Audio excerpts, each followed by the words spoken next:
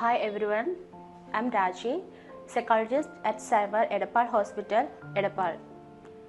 ഇന്ന് ഞാനിവിടെ സംസാരിക്കാൻ ഉദ്ദേശിക്കുന്ന ടോപ്പിക് എന്ന് പറയുന്നത് ഫീമെയിൽ സെക്ഷൽ പ്രോബ്ലംസിനെ കുറിച്ചാണ്. അതായത് സ്ത്രീകളിൽ കാണുന്ന ലൈംഗിക പ്രശ്നത്തിനെ കുറിച്ച്. കൺസൾട്ട് ചെയ്യാൻ വരുന്ന സെക്ഷൽ പ്രോബ്ലംസിൽ 80% പുരുഷന്മാരും അതിൽ 20% മാത്രമേ സ്ത്രീകൾ ഈ ഒരു പ്രോബ്ലത്തിന് വേണ്ടി കൺസൾട്ട് ചെയ്യാൻ വരുന്നുള്ളൂ. അതിനർത്ഥം പുരുഷന്മാരെക്കാൾ കുറവാണ് സ്ത്രീകൾക്കുള്ള സെക്ഷൽ പ്രോബ്ലംസ് എന്നുള്ളതല്ല ഉദ്ദേശിക്കുന്നത്. പുരുഷനോടൊപ്പം തന്നെ സ്ത്രീകൾക്കും സെക്ഷൽ പ്രോബ്ലംസ് ഉണ്ട്, അല്ലെങ്കിൽ പുരുഷന്മാരുടേതിനേക്കാൾ കൂടുതൽ സെക്ഷൽ പ്രോബ്ലംസ് സ്ത്രീകൾക്കുണ്ട് എന്നുള്ളത് തന്നെയാണ്. ഇതെന്തുകൊണ്ടാണ് പുറത്ത് വരാത്തത്, അല്ലെങ്കിൽ കൺസൾട്ടേഷന് വേണ്ടി അല്ലെങ്കിൽ ട്രീറ്റ്മെൻറ്റിന് വേണ്ടി ഇവർ എത്താത്തത്? ഉള്ളിലുള്ള പേടി കാരണോ ഭയം കാരണോ ആണ് ഇത് പുറത്ത് ഇവർ പറയാത്തത്. ഇനി പറയാൻ റെഡി ആണെങ്കിൽ തന്നെ എവിടെയാണ് ഇത് അവതരിപ്പിക്കേണ്ടത്, പറയേണ്ടത് എന്നുള്ളതിനെ കുറിച്ചുള്ള ഒരു ധാരണയും അവർക്കില്ല. അതുകൊണ്ട് തന്നെ ഇതൊരു പേഴ്സണൽ സീക്രട്ട് ആയിട്ടോ അല്ലെങ്കിൽ ഒരു സ്വകാര്യ ദുഃഖമായിട്ടോ അവർക്കുള്ളിൽ ഒതുങ്ങാറാണ് പതിവ്. ഇത് പലപ്പോഴും പലതരത്തിലുള്ള മാനസിക പ്രശ്നങ്ങളിലേക്കും ദാമ്പത്യ പ്രശ്നങ്ങളിലേക്കും അതുപോലെ തന്നെ വന്ധ്യതയിലേക്കും വരെ കാരണമാകാറുണ്ട്. രജിസ്റ്റർ ചെയ്യപ്പെടുന്ന ഡിവോഴ്സ് കേസസിൽ 30% സെക്ഷൽ പ്രോബ്ലംസ് കാരണം മാത്രം ഡിവോഴ്സ് ആകപ്പെടുന്നവയാണ്. സ്ത്രീകളിൽ കാണുന്ന സെക്ഷൽ പ്രോബ്ലംസിനെ 4 ആയിട്ടാണ് കാറ്റഗറൈസ് ചെയ്തിരിക്കുന്നത്. ഒന്നാമതായി സെക്ഷൽ ഡിസയർ ഡിസോർഡർ, സെക്സിനോടുള്ള താല്പര്യക്കുറവും അല്ലെങ്കിൽ താല്പര്യം നഷ്ടപ്പെടുന്നതോ ആയ അവസ്ഥയാണ് സെക്ഷൽ ഡിസയർ ഡിസോർഡർ എന്ന് പറയുന്നത്. രണ്ടാമതായി സെക്ഷൽ എറോസൽ ഡിസോർഡേഴ്സ്.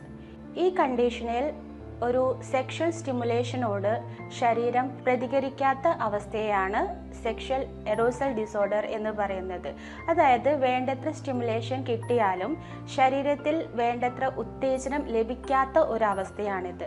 തന്മൂലം വജൈനൽ ലൂബ്രിക്കേഷൻ്റെ അഭാവം ഈ അവസ്ഥയിൽ കാണാറുണ്ട്. അത് കാരണം തന്നെ പെയിൻഫുൾ സെക്ഷൽ ഇൻ്റർകോഴ്സ് ഇതിൻ്റെ ഒരു ഭാഗമായിട്ട് കണ്ടുവരുന്നുണ്ട്. മൂന്നാമതായി ഓർഗാസ്മിക് ഡിസോർഡർ, അതായത് സെക്സിൻ്റെ ഡെസ്റ്റിനി എന്ന് പറയുന്ന രതിമൂർച്ചയിലേക്ക് എത്താൻ പറ്റാത്ത ഒരു കണ്ടീഷനാണിത്. നാലാമതായി പറയാനുള്ളത് പെയിൻ ഡിസോർഡേഴ്സിനെ കുറിച്ചാണ്. 2 തരത്തിലുള്ള സെക്ഷൽ പെയിൻ ഡിസോർഡേഴ്സാണ് കണ്ടുവരുന്നത്. ഒന്ന് ഡിസ്പരൂണിയ എന്ന കണ്ടീഷനും രണ്ടാമതായി വജിനിസ്മസ് എന്ന കണ്ടീഷനും. സെക്ഷൽ ഡിസയറിൻ്റെ കുറവ് മൂലമോ സെക്ഷൽ എറോസലിൻ്റെ കുറവ് മൂലമോ സംഭവിക്കുന്ന ഒരു കണ്ടീഷനാണ് ഡിസ്പരൂണിയ എന്ന കണ്ടീഷൻ.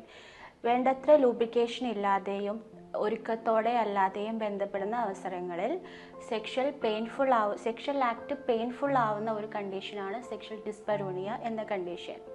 രണ്ടാമതായി വജൈനിസ്മസ് എന്ന കണ്ടീഷനാണ്. ഭയം കാരണമോ പേടി കാരണമോ സെക്ഷൽ ആക്ടിൻ്റെ സമയത്ത് വജൈനൽ മസിൽസ് കോൺട്രാക്ട് ചെയ്യുന്ന അവസ്ഥയിലേക്ക് വരികയും തുടർന്ന് പെനിട്രേഷൻ സാധ്യമല്ലാതെ വരികയും ചെയ്യുന്ന ഒരവസ്ഥയാണ് വജൈനിസ്മസ് എന്ന് പറയുന്നത്.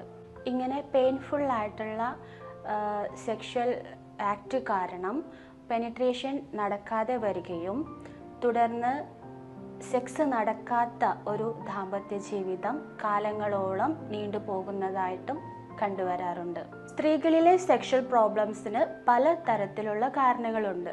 പ്രത്യേകിച്ചും ഇനാഡ്യൂക്കേറ്റ് ആയിട്ടുള്ള ഒരു സെക്സ് എഡ്യൂക്കേഷൻ, അതായത് വളർന്നു വരുന്ന സാഹചര്യങ്ങൾ കൊണ്ട് എന്തോ സെക്സ് പാപമാണെന്നും തെറ്റാണെന്നും അതിനെക്കുറിച്ച് മനസ്സിലാക്കുന്നത് തന്നെ മോശമാണെന്നും അറിഞ്ഞ് വളർന്നു വന്നിട്ടുള്ള ഒരു സാഹചര്യം. ബേസിക് ആയിട്ടുള്ള സെക്സ് എഡ്യൂക്കേഷൻ പോലും തെറ്റായിട്ടും തെറ്റിദ്ധരിക്കപ്പെട്ടും കിട്ടുന്ന അവസ്ഥ.